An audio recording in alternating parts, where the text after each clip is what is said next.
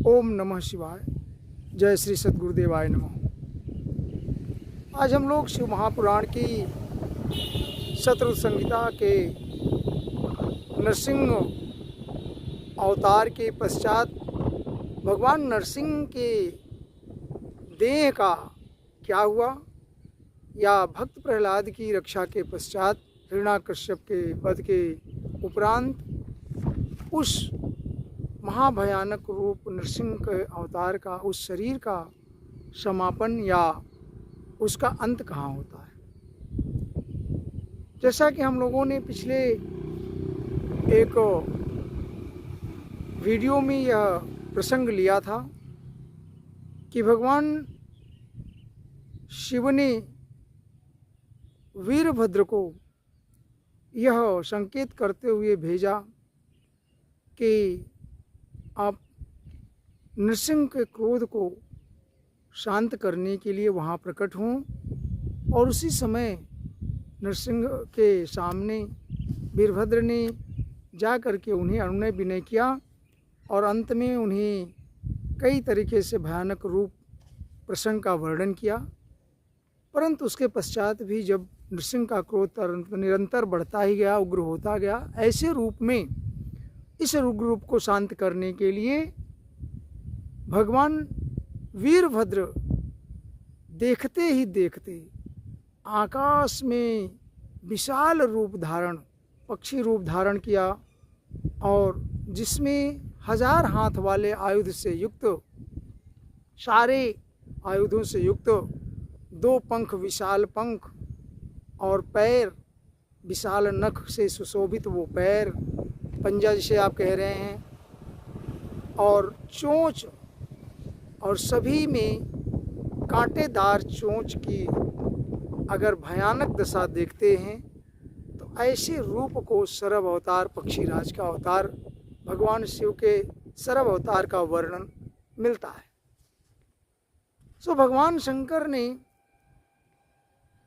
अपने महारौद्र रूप को, वीरभद्र को सौरभ अवतार में दिखाया है, और ऐसे अवतार का मुख्य उद्देश्य नरसिंह के बढ़ते हुए महाक्रोध, या कह लें महामद और महाअहंकार।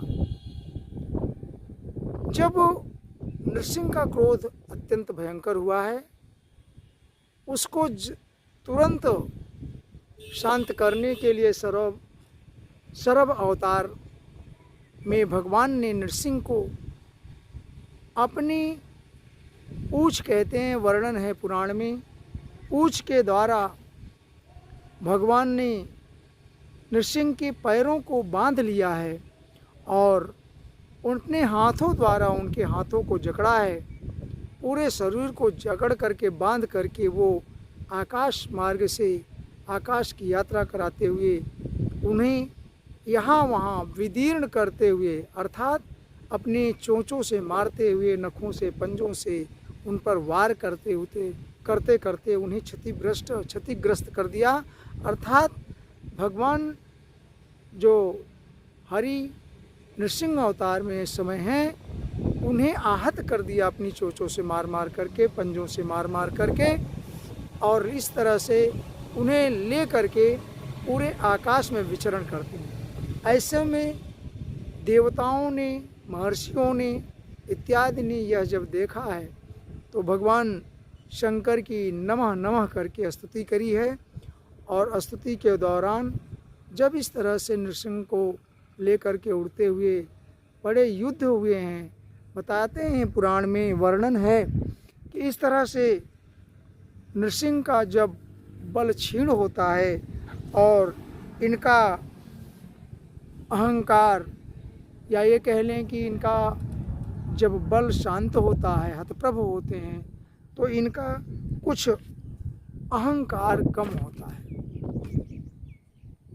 सर्व अवतार में पक्षीराज ने इनके नाभि को विदीर्ण किया है, इनके पूरे शरीर को आहत कर दिया है, और इस प्रकार से जब ये एकदम से हार चुके हैं तो भगवान शंकर की दिव्य स्तुतों द्वारा स्तुति करी है। उनके 8 नामों के द्वारा स्तुति की है।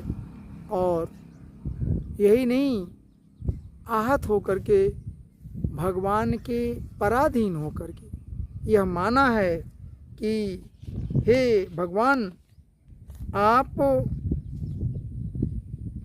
से संसार सुशोभित है, आपकी शक्ति के द्वारा संसार की शक्ति है, आपसे ही सारे जीव समस्त हम देवता ऋषिगण आदि उत्पन्न होते हैं। इसी प्रकार से देवताओं ने भी यही स्तुति करी है। नृसिंह जब व्यथित होते हैं तो श्लोक में इस तरह से कि 108 नामों से उन्होंने स्तुति की। नामना अष्टशते नैव स्तुत्वा तममृडमेव च पुनश्च प्रार्थयामास नृसिंह सर्वेश्वरम। यदा यदा ममाज्ञेयं मतिः स्याद् गर्वदूषिता तदा तदा अपनेतव्या त्वयैव परमेश्वर। कहते हैं हे भगवान, जब मेरी इस तरह से मति दूषित हो, हमें अहंकार हो, हमें गर्व आ जाए, तब इसी प्रकार से आप हमारे इस घमंड को, इस अहंकार को, इस क्रोध को या इस प्रकार के उत्पात को शांत करें। इस प्रकार प्रार्थना करते हुए भगवान नृसिंह अत्यंत दीन हो गए और शांत हो गए। उसी क्षण कहते हैं कि वीरभद्र ने इन्हें अर्थात नृसिंह को मुख सहित शरीर अपने अंदर समाहित कर लिया और उनकी पूरी शक्ति को अपने में समाहित कर लिया। तद्वक्त्रम शेषगात्रांतम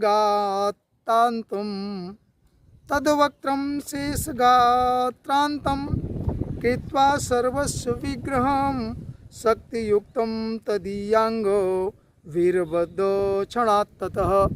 कहते हैं उसी क्षण भर में इन्होंने पूरा शरीर वीरभद्र जी ने नृसिंह को समाहित कर लिया अपने में शक्ति सहित। फिर उसमें ऐसा देखते हुए, त्राहिमाम करते हुए देवता स्तुति करते हैं और सभी देवता भगवान से इस तरह से कहते हैं कि हे भगवान, हे त्रिदेव, हे शंकर, हे शिव, हम सभी ब्रह्मा विष्णु सहित सभी देवता, इंद्र, चंद्र, सूर्य, आकाश, वायु, जितना भी संसार के देवता और तेज हैं, सुर असुर सभी सब आपके शक्ति से शक्तिशाली हैं और सब पर आपका स्वराज्य है, साम्राज्य है और आप सभी के स्वामी हैं। ऐसा कहते हुए उन्होंने कहा है कि आपको संहारकर्ता होने के कारण भगवान हर की उपाधि दी गई, संसार का आप हरण करते हैं और इस तरह से भगवान विष्णु के या नरसिंह के शरीर का भी आपने हरण किया। इसीलिए यतो हरसि संसारम हर इत्योच्यते बुधैः निगृहीतो हरिर्यस्मा त्वर इत्युच्यते बुधैः। इत्युच्यते, ऐसा बुद्धिमान लोग कहते हैं कि आप संसार के संहारक हैं और आपने विष्णु का भी या नृसिंह का भी शरीर का निग्रह किया है, इसीलिए आपको हर की उपाधि दी जाती है। इसी प्रकार स्तुति करने, वंदना करने के पश्चात भगवान प्रसन्न होते हैं, शांत होते हैं और उसी क्षण भगवान शंकर इस प्रकार का संदेश देते हैं देवताओं, महर्षियों सहित सभी उपस्थित लोगों को और कहते हैं कि जिस प्रकार से दूध में दूध मिलाने पर, जल में जल मिलाने पर या घी में घी मिलाने पर एक रसता प्राप्त कर लेता है, उसमें कोई भेद नहीं होता, वो एक रूप रंग का हो जाता है। अब चाहे 10 जगह से घी एकत्रित करके एक जगह इकट्ठा कर दें, तो वो घी का ही रूप ग्रहण कर लेगा। उसी तरह से पूरे संसार में हम सभी, ये विष्णु और शिव कोई पृथक नहीं है, हम एक रस हैं, हम दोनों एक रूप हैं। और इसी प्रकार ये हमारे शरीर में और मैं इनके शरीर में उपस्थित हूँ, एक रस हूँ, हमारे इनमें कोई भिन्नता नहीं। श्रीमद् भागवत में भी यह लाइन आई है कि यो वही पश्यत मय विदाम, जो मुझे भिन्न भिन्न देखता है हम दोनों को, वह मूर्ख है या उसे अज्ञान है। तो यह बात यह निश्चित करती है कि केवल नृसिंह के अति क्रोध को, भयानक क्रोध को, विनष्टकारी क्रोध, जो सृष्टि को नाश करने वाला क्रोध है, उसे समन करने के लिए भगवान ने सर्प का अवतार धारण किया है। अन्यथा इनमें कोई भेद नहीं है। इनके अहंकार को, इनके मल को, इनके गर्व को या उनके वेग को शांत करने के लिए सिर्फ यह अवतार हुआ। और यही नहीं, भगवान शंकर ने यहाँ तक कहा कि इस समय में नृसिंह का यह अवतार महाबलवान अहंकारी नृसिंह का यह रूप संहार करने में सर्वसमर्थ है और ये सृष्टि के संहार के लिए ही प्रवृत्त हुए हैं।